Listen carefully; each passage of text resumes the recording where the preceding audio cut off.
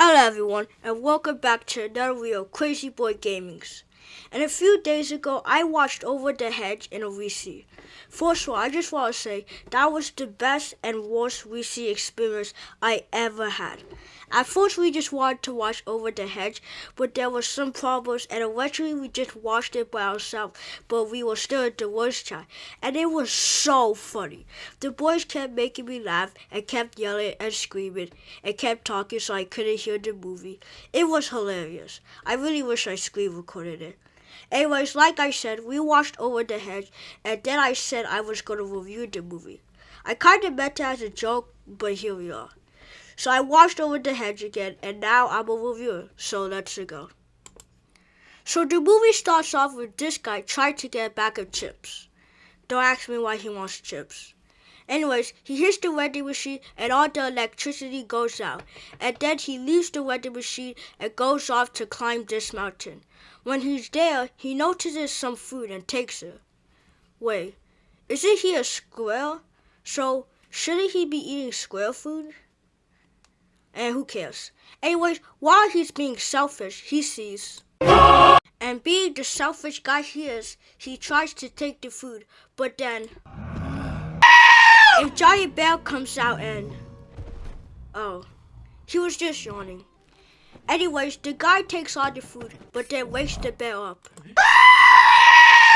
Well, it turns out they know each other, so the bear's not going to kill him. I'm gonna have to kill you. Oh. Anyways, a car runs over the food and the bear tries to kill him. You know, I'm 4 minutes in and I already love this movie. Anyways, wait, why do I keep saying anyways? Anyways, the guy tells him that he can get his food back, so the bear doesn't kill him. Yay. So the guy has 1 week to get the bear's food back. Then a song plays that fit the theme perfectly. After that, we see this turtle guy and a bunch of other animals, and these animals are talking about food. Then this crazy squirrel called Hammy shows them a walk to the hedge.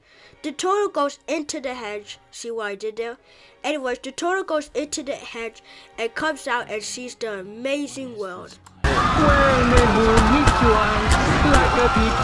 The turtle goes exploring for most of this part and then comes back and talks about how bad the place is. Then he says to never go over there again. Then they meet RJ and talk about the hedge and food. Then at night they go over the hedge to get more food, but they get caught by these skin people and they make a run for it. Then everyone leaves except RJ, who still needs to get food for the bear. Anyways, RJ ends up staying, and him and Hammy go out to get more food. Then they come back, and guess what? They actually got food! Anyways, after they get food, they go back, get more food, come back, go back, get more food, come back, and they repeat this process for a while. Then this guy or girl gets run over by a car. Then the exterminator comes to get rid of all the animals. Speaking of sad moments in this movie, no one seems to care about the turtle, which I found really sad. Anyways, the exterminator tries to take the animal away, but it turns out he wasn't dead, so he sprints out of there and into the hedge. The turtle and the animals go back to the hedge, and that's when he finds out that RJ replaced the turtle as the leader. Eventually, RJ and the turtle have a fight and... wait. Oh no! A dog? So the dog pushed the turtle in the mouth, and this scene makes me mad because instead of helping him, RJ just leaves. Like, I know he was greedy, but this is insane. Anyways, after destroying the place and making a bomb, you think everyone would get mad at RJ, but no, they're mad at the turtle. You know, I'm starting to understand why Koopa Troopa left the real world and went to the Mushroom Kingdom. Anyways, the animals have a huge fight and they leave the turtle sad and alone. And then a song plays that's really sad and sad. Anyways, the turtle talks to RJ and the turtle apologizes and everyone forgives him. After that, they organize a plan to get food. They turn the skunk into a cat because they want to get food from the house, and the cat has the key to the house and cats and cat get along, so yeah. So they go into the house to get their food, and it's going pretty well, but then the bad stuff happens. RJ wants to get some spuddies, but he dropped them and it made a mess and a sound. Then the human came, so then the skunk will. Yeah. And to make things worse, the exterminator came in and... Wait. They actually got captured? But RJ escaped. And you think that he wouldn't help them, but no, he does. And let me tell you, the ending is epic. I won't tell you what happened because I don't want to spoil it, even though I spoiled most of this movie.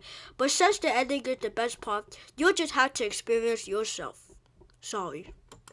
Well, that was crazy. But what's my verdict on Over the Hedge? Well, I think this movie is a fat, juicy, chubby 9.5 out of 10.